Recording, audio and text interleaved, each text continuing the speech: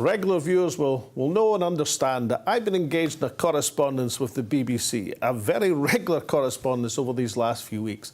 I originally wrote to Lord Hall of Birkenhead, the Director General, but my main interlocutor has been Phil Harold, the BBC Company Secretary, who to his credit has been very assiduous in answering my letters. And the subject matter was the extraordinary decision a few weeks ago of the BBC to, via YouTube, have a takedown notice of independence supporting online sites such as Wings Over Scotland and the very popular site run by Peter Curran.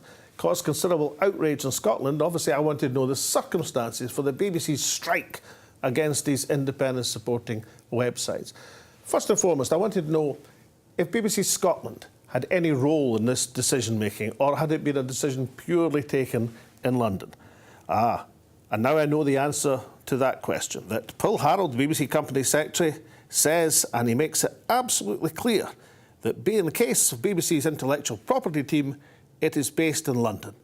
And he quotes, BBC Scotland was not engaged in the original reports to YouTube. He also says they'll be reviewing their procedures. I hope they are, because to get into a situation of causing huge political controversy in Scotland without BBC Scotland even knowing what was happening rather indicates what might be wrong with the BBC as currently constituted. So now we know BBC Scotland were left in the dark, like a mushroom, while BBC in London caused a huge controversy in the independence movement.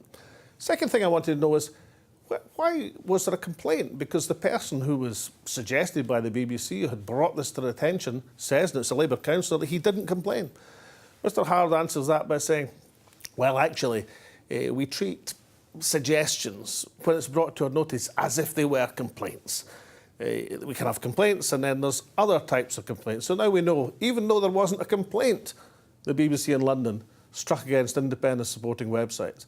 Which is all very interesting, because in my correspondence I drew attention to Mr Harold to an interview with me last year by Andrew Neil of the BBC, an interview which the BBC own internal procedures says broke their guidelines because it used a Tory press release as evidence. I mentioned this in passing. I wasn't complaining about it. I was just drawing it to his attention and asking why it had been taken down. It still hasn't been taken down, even though I didn't complain, but obviously my non-complaint wasn't treated in this case as a complaint. I think the BBC still has some questions to answer. And the third point, and perhaps the most important one, is this. The BBC are reviewing their procedures about what they tell BBC Scotland and what they don't. They're also reviewing their procedures about whether they should take action in terms of copyright against sites for political discussion which use some of their clips. There's been a well-established procedure that there's fair use so as we can enable political discussion. Although I think interviews with me, from Andrew Neil and everybody else, are worth a fortune. Nobody seriously believes that political clips have any commercial value. Nobody seriously believes that you could have some massive marketing operation for the BBC to generate revenue. What is more important, as a public service broadcaster, the BBC should be enabling, not censoring, political discussions. I hope the review comes out in the side of the angels. And finally, as a public service broadcaster in Scotland, where there is considerable scepticism about the bona fides of the BBC with regard to the independence question, they should be particularly careful.